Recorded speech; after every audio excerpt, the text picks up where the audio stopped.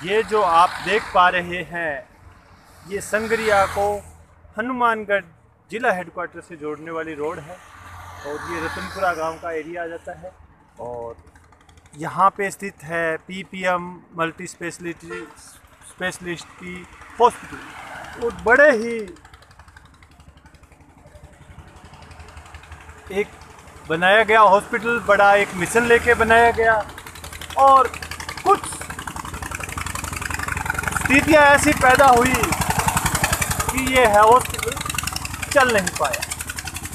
और इसमें एक बिल्डिंग है और इक्विपमेंट, और कुछ साल ये हॉस्पिटल चला, परंतु कुछ अव्यवस्थाओं के चलते, कुछ मैनेजमेंट की कमियों के चलते, कुछ अन्य कारणों से ये अभी पिछले कई वर्षों से बंद पड़ा था।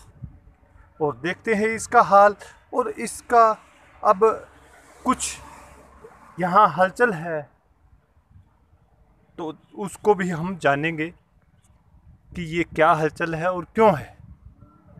और ये इसका कैंपस है, काफ़ी लंबा चौड़ा एरिया है और एक भव्य बिल्डिंग है जिसमें सारे इक्विपमेंट अभी भी पड़े हैं जो मेडिकल के काम आए, पेशेंट्स के काम आए।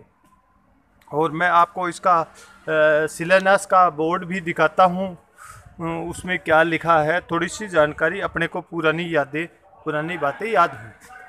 श्री प्रखर परोपकार मिशन चिकित्सालय का लोकार्पण महामंडलेश्वर स्वामी श्री प्रखर जी महाराज के पावन सानिध्य में महामहिम पंडित नवल किशोर शर्मा जी, जो तत्कालीन राज्यपाल थे गुजरात के, उनके करकमलों से 7 जुलाई 2005 करीब 15 साल पहले संपन्न हुआ। नमो नारायण मीणा जो केंद्रीय मंत्री थे, बीडी कल्ला जो वर्तमान में मंत्री हैं वो कांग्रेस के अध्यक्ष थे, और चाननमल जिंदगर जी इनकी समिति के अध्यक्ष थे। तो एक मेरे को अभी भी याद पड़ता है कि एक भव्य आयोजन हुआ इस रोड पे और एक हॉस्पिटल की नींव पड़ी। और उसके बाद में अभी जैसे कोरोना के पीछे भी मैंने संगरिया के आवाज़ के माध्यम से ये लिखा था जब कोरोना की शुरुआत हुई कि इस हॉस्पिटल का एक उपयोग किया जा सकता है, और मैनेजमेंट ने भी इसकी हामी भरी थी कि सरकार को आवश्यकता हो तो ले सकती है। इसी संदर्भ में भी आगे संभावनाएं बढ़ती है और कुछ चीज़ें हैं। और अभी समाज सेवी लोग हैं, मुन्ना जी गहलोत हैं और अन्य लोग हैं, व्यापार मंडल के अध्यक्ष मोहन जैन हैं और लखन करवा जी है, प्रवेश स्वामी जी, अन्य लोग इस बारे में सक्रिय हुए हैं कि इस भवन का किसी तरीके से सदुपयोग हो सके, किसी तरीके से काम आ सके, इस बारे में वो यहाँ पर लगे हुए हैं। और ये एक बड़ी बिल्डिंग है और यहाँ पे ये लोग 2-3 दिन से लगे हुए हैं और यहाँ की व्यवस्थाओं को, इसकी साफ सफाई का और अन्य काम यहाँ पे चालू है। और आपको मैं बिल्डिंग दिखाता हूँ किस तरीके से हर तरीके के डॉक्टर्स रूम और ये बने हुए हैं। और बड़ा एक काफ़ी सालों से बंद पड़ा रहने के कारण यहाँ पे बहुत गंदगी हो गई थी। अभी ये समाज सेवी लोग हैं, ये युवा नौजवान जो समाज सेवा में लगातार लगे रहते हैं और कोई भी काम हो प्रशासन का सहयोग करते हैं और अपना समय, अपनी मेहनत और अपनी लगन से काम करते हैं। और कितने बड़े बड़े रूम हैं, यहाँ पेशेंट्स भर्ती होते थे। और ये चीज़ें आप देख सकते हैं,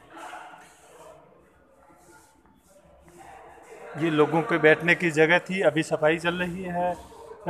एक आधे दिन में ये बहुत अच्छा कर देंगे जिस तरीके से ये काम चल रहा है।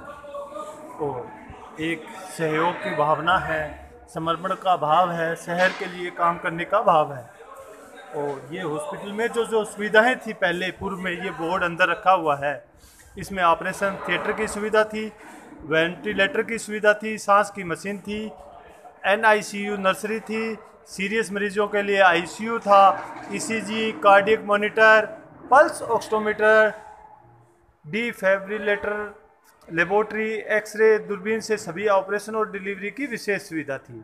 और इसमें विभाग जो जो कार्यरत थे वो मेडिसिन, चर्म, यौन रोग, स्त्री, प्रसूति रोग विभाग भी था, और नाक, कान, गला रोग, जनरल सर्जरी और हड्डी रोग विभाग, प्लास्टिक सर्जरी विभाग, न्यूरो सर्जरी विभाग और बाल रोग की नर्सरी थी। इसके अलावा जहर से पीड़ित जले हुए मरीजों और एक्सीडेंट के मरीजों के लिए 24 घंटे इमरजेंसी की सुविधा थी। ये था पीपीएम का ये जो पहले इसकी सुविधाएं चलती थी। और बीच में प्रयासरत रहे समाज सेवी गण भी प्रयासरत रहे कि किस तरीके से इस हॉस्पिटल को वापस उसी रूप में लाया जाए, उसी रूप में चलाया जाए। और अभी सफाई का काम जोरों पे है और किस तरीके से इस हॉस्पिटल की बिल्डिंग का, इन सुविधाओं का फायदा लिया जा सके। लखन जी आ जाओ। ये जो अभी काम चल रहा है, किस तरीके से इसको वापस जीर्णोद्धार का ये प्रयास हो रहा है, क्या क्या चीज़ें चल रही हैं?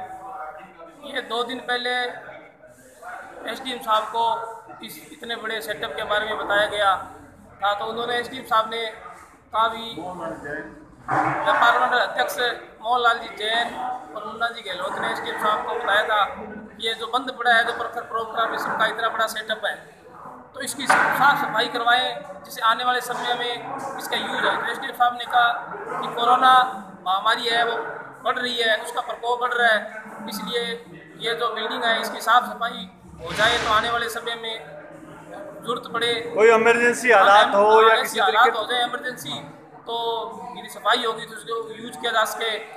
और इसके उपलक्ष्य में उन्होंने 2 दिन पूर्व यहाँ से फायर ब्रिगेड की गाड़ी को भिजवाकर इसको चला दिया गया था।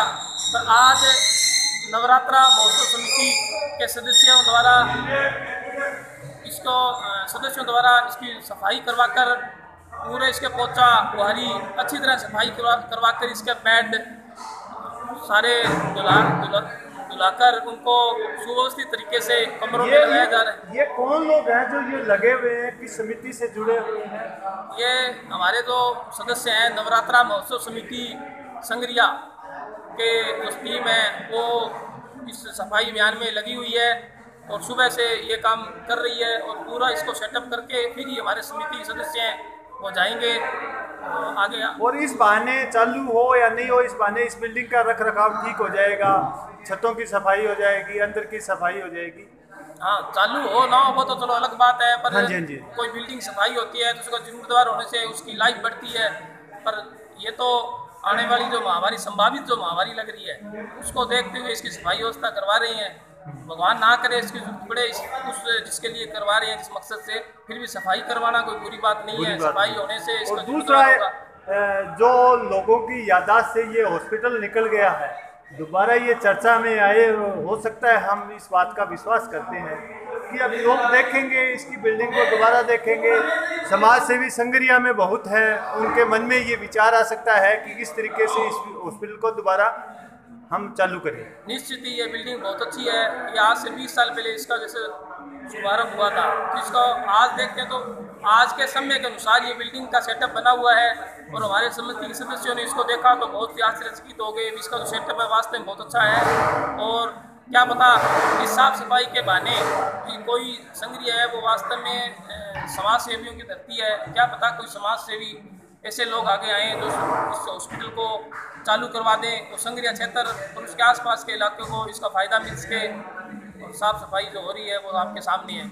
ये थे पार्षद लखन करवा जी, एडवोकेट, और इन्होंने बताया कि किस तरीके से इनकी समिति जो लगातार कोरोना काल में, पूरे कोरोना काल में इन्होंने सेवाएं दी हैं। ये युवा लोग यहाँ पे जो हैं इन्होंने लगातार सेवाएं दी है और आगे भी ये कोई भी काम प्रशासन के सहयोग के लिए ये हमेशा तैयार रहते हैं। मेरे साथ हैं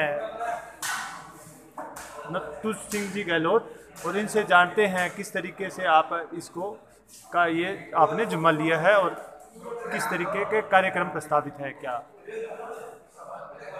जुम्मा तो जैसे आप कह रहे हो ये संस्था है, उस समय 2.5 करोड़ रुपए लगे और ये बिल्कुल खंडर बन रही थी। इसे गुरु जी से आदेश लिया, गुरु जी ने कहा जैसे आप चाहो वैसे सफाई कराओ।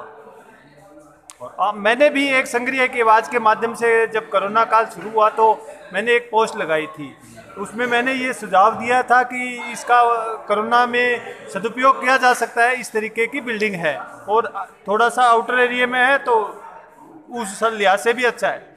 और उस समय भी मैनेजमेंट की तरफ से भी ये सकारात्मक बातें आई थी कि इसका हम प्रशासन को सहयोग के लिए तैयार हैं। तो ये अभी ये कितने दिन ये सफाई का और ये चलेगा? ये 4 दिन हो गए सफाई चलते हुए। वैसे आज थोड़ा फाइनल सफाई है। इसके हमारी 3 जनों की टीम है वैसे, और ये सारे भाई लोग लखन करवा वगैरह सभी आए हैं। 3 दिनों में जैसे मोहनलाल जी जैन व्यापार मंडल अध्यक्ष, क्या जी अग्रवाल, जी और क्या हम सोच सकते हैं कि जो 15 साल पहले जो गौरवमय समय था जब हॉस्पिटल चलता था और लोगों को बढ़िया सुविधा मिली, उस तरह चिकित्सीय सेवाएं मिलती थी, और किसी कारणों से ये चल नहीं पाई, आगे हॉस्पिटल चलने की पुनः राह बन सकती है, कुछ उम्मीद करते हैं? इसी उम्मीद से हम ये सारे काम कर रहे हैं, इसी उम्मीद को लेकर। हाँ। और एक नई शुरुआत हुई है शुरुआत और ये नौजवान लगे हुए हैं। और ये मेरे साथ है समाज सेवी मुन्ना जी गहलोत और व्यापार मंडल के अध्यक्ष मोहन जैन सहित अन्य लोग भी इसमें लगातार सक्रिय, अन्य व्यापारी भी लगातार सक्रिय सहयोग दे रहे हैं। और नौजवानों ने इसको एक तरीके से थोड़े ही समय में चमका दिया है और आशा करता हूँ कि जल्द ही ये हॉस्पिटल अपना पूरा पुनः रूप लेगा। और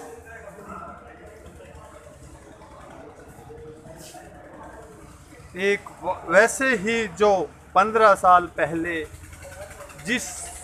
जो सपना देख के ये हॉस्पिटल बनाया गया था, उसको वापस एक अच्छे रूप में और एक आम जन की सुविधाओं के लिए काम आएगा।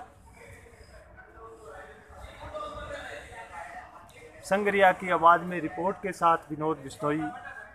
जय हिंद, जय भारत।